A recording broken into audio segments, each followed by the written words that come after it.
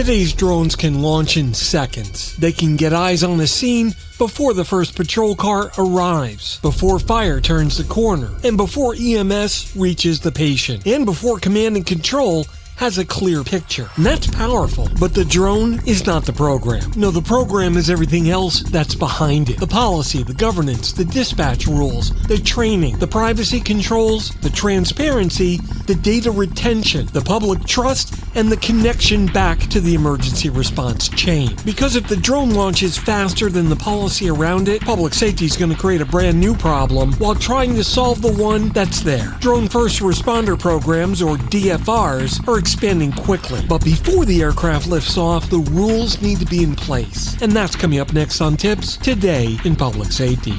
Welcome to TiPS Today in Public Safety, your go-to podcast for today's breaking stories in public safety news. Here's your host, Fletch, with today's tips. Welcome to TiPS Today in Public Safety. This is Fletch. I'm a NENA certified ENT, and every Monday, Wednesday, and Friday, I bring you the latest in telecommunications news and public safety technology. Today, we're talking about DFR programs, or drones, as first responders. And more importantly, why the drone itself isn't the program. Now, you might not realize it, but that distinction matters, because drones themselves are moving quickly from interesting technology to real operational capabilities. Police, fire, EMS, emergency management, and 911 organizations are all looking at drones for faster scene assessment, officer safety, fire ground intelligence, search and rescue, crash response, missing persons, hazmat, crowd conditions, and disaster response. And there's a very good reason behind all that. Number one, a drone can often reach the scene faster than a ground unit. And number two, it's able to see things that responders can't see from the street. It can provide live information before people walk into danger. It can help determine whether more resources are needed, or whether the situation just isn't what the caller thought that it was. Yeah, that's all real value, but the program cannot begin and end with the aircraft, because once that drone's in the air, the bigger questions begin. Who launches it? Who authorizes it? What calls qualify for it? Who gets to see the video? And does that information get recorded? And if it is, how long is it kept? Can it be used as evidence? Can it be shared? And what happens if it flies over private property? And how does that information actually get back into 911, dispatch, field response, and incident command? All of that is the reason why the drone isn't the program. No, the drone is just a tool, and the program is the discipline around the tool. Why this is happening now. DFR programs are expanding because they solve one of public safety's oldest problems: time. The first few minutes of an emergency are often full of uncertainty. Callers may be excited, the location may be incomplete, and even the threat itself may still be moving. Scenes may be unsafe, and the first unit may not know whether they're responding to a crash, a fire, a fight, a false alarm, or something completely different. Drones give public safety a chance to see something sooner. At a crash scene, it may show blocked lanes, entrapment, fire, or secondary hazards. At a structure fire, it may show roof conditions, fire spread, and exposures. For a disturbance, it's likely to show whether the crowd is growing, leaving, or escalating. And for missing persons, it'll cover ground faster than any ground team ever could. And those are the reasons why this is gaining big traction. But faster eyes also create faster decisions. And when you start making faster decisions, that requires better rules. Drones shouldn't launch just because they're available. No, they should launch because the incident meets a defined public safety purpose. And that purpose should be understood by the dispatch, understood by the field, and understood by command. And most of all, it needs to be explainable to the public. Dispatch integration matters. Drone first responder programs can't sit off to the side as a specialty toy. Not anymore. No, they have to be part of the emergency response workflow. The telecommunicator may be the first person that recognizes that a drone would add value. A dispatcher may be coordinating the drone response with police, fire, EMS, or command. And then the field responder may rely on the drone feed before arrival. Incident command may use it to stage units, block roads, evacuate an area, or change tactics. But for that to work, the drone has to be integrated with procedures. Not a separate phone call, not a separate app, not a separate team operating in isolation, and certainly not a video feed that only one person can see. If the drone sees something important, where does that information go? Does it go in a CAD? Does it become part of the incident notes? What about fire, EMS, law enforcement, or emergency management? Will they be able to see it when they need it? And can it follow the incident if the call is transferred or escalated? And that's where this connects directly to NG911. Because the future's not just about a drone getting there first, it's about what happens to the information that the drone collects. Because if that information doesn't reach the people who need it and in time to act on it, then we haven't built a program, we built a disconnected tool.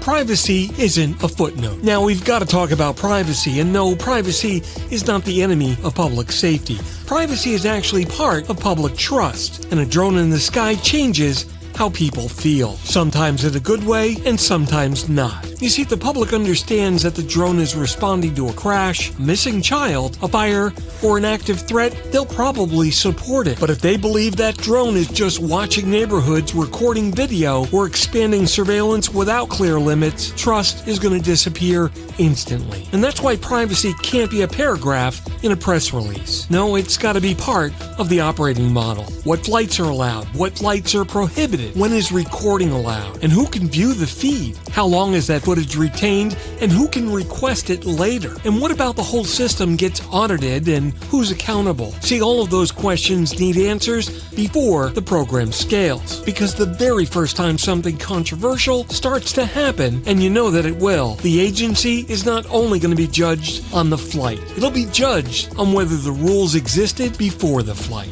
Transparency builds permission. Public safety agencies can earn permission through the use of transparency, especially with powerful tools like DFR. A good drone program must be able to explain itself in plain language. Here's why we use drones. Here's when we use them. These are the people that are controlling them, and here's an example of what we record as well as what we don't record. This is where we keep the data, how long we keep it, and who can access it, as well as the system we use to audit it. That kind of transparency doesn't weaken public safety, it actually strengthens it. Because the worst time to explain a drone program is after someone posts a video online asking why a police drone was over their house, because by then the agency is reacting. No, the better approach is to explain the program well before the first controversial flight. Set the expectations, publish the policies, and be sure to brief your elected officials, and most of all, talk to the community. Make sure the public understands that the reason the drone is there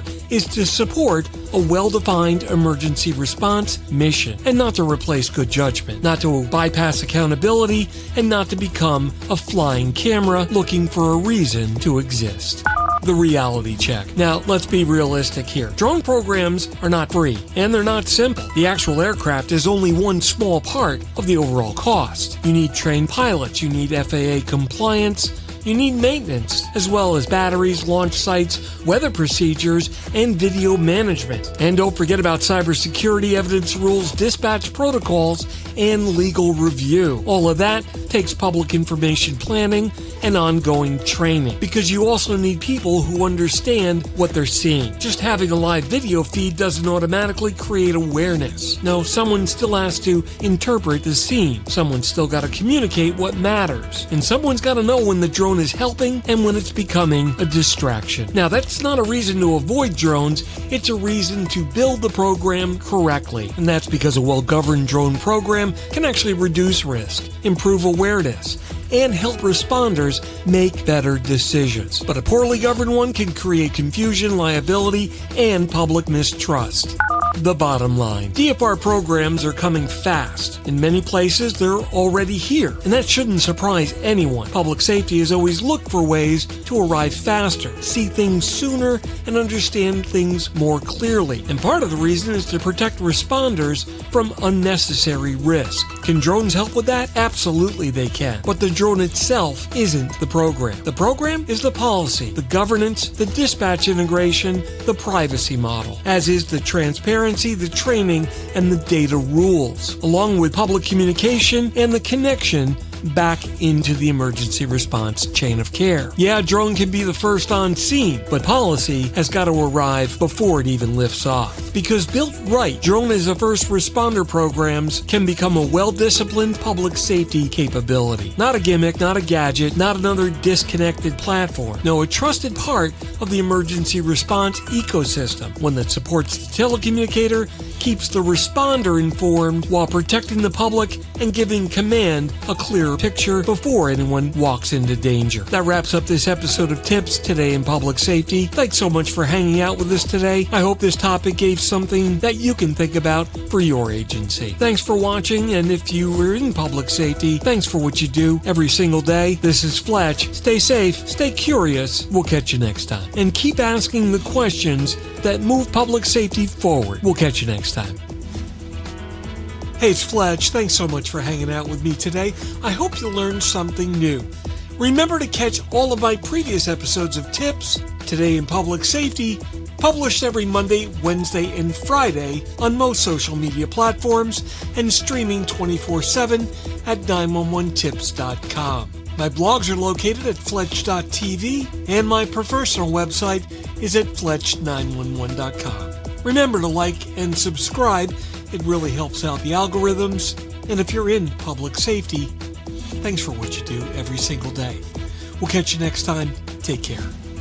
You've been listening to TiPS Today in Public Safety, your go-to podcast for today's breaking stories and public safety news. Hosted by Fletch and available every Monday, Wednesday, and Friday. Catch past episodes on 911tips.com. Be sure to like and subscribe, and remember to join us each week for the latest on NG 911. I am Spider Harrison, the official 911 voiceover dude. Catch me on Sirius XM on various channels, including 90s on 9, the 10 spot, and on the Weekend Countdown on Hits 1. Or don't regret it for the rest of your life. Either way, I'm good.